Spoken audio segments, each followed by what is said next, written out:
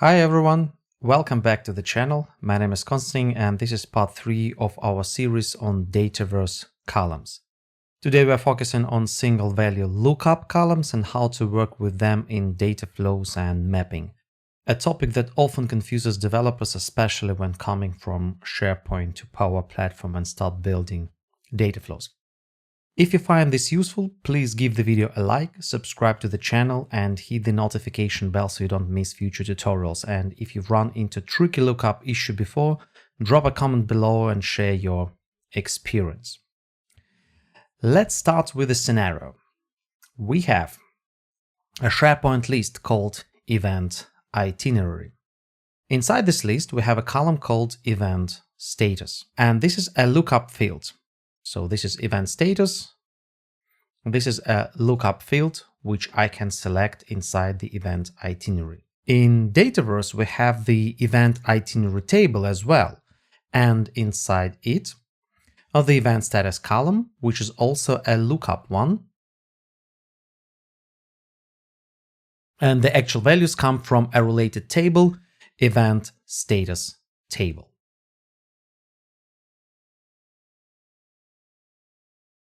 Both tables are empty.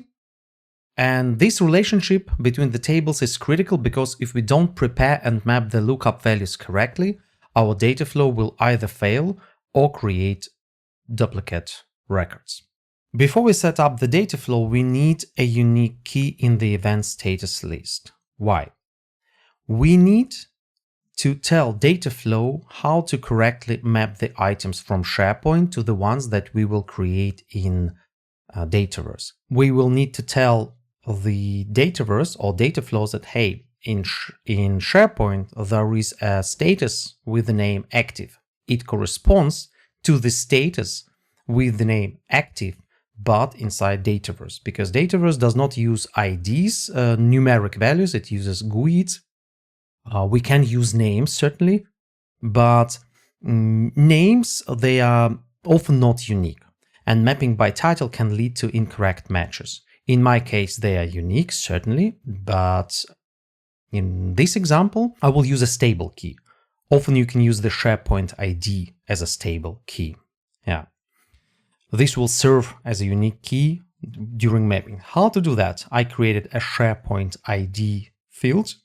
I will create a key.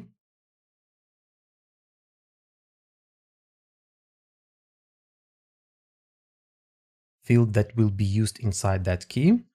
And so the key is created. Now let's open Power Apps and start developing a new data flow.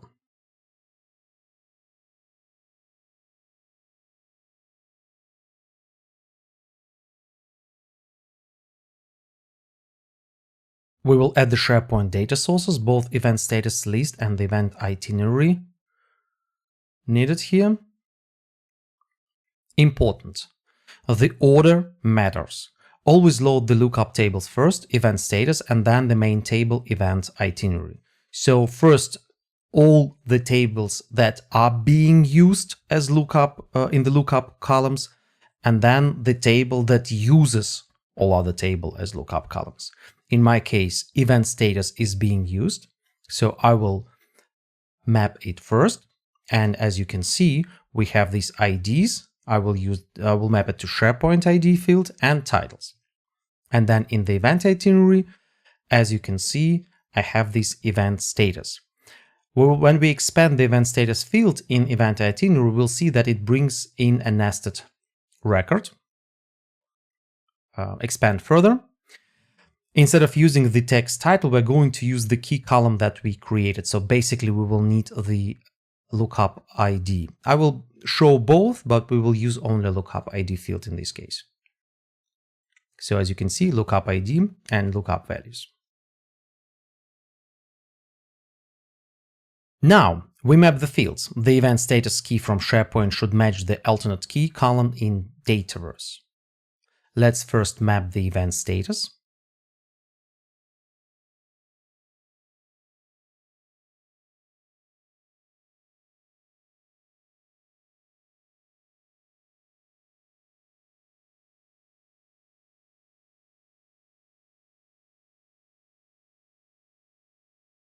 So map title to name and ID to ID. We see possible match. There can be an error. So basically, in order to avoid the error, I go to event status and say that this is text. I will convert title to text explicitly.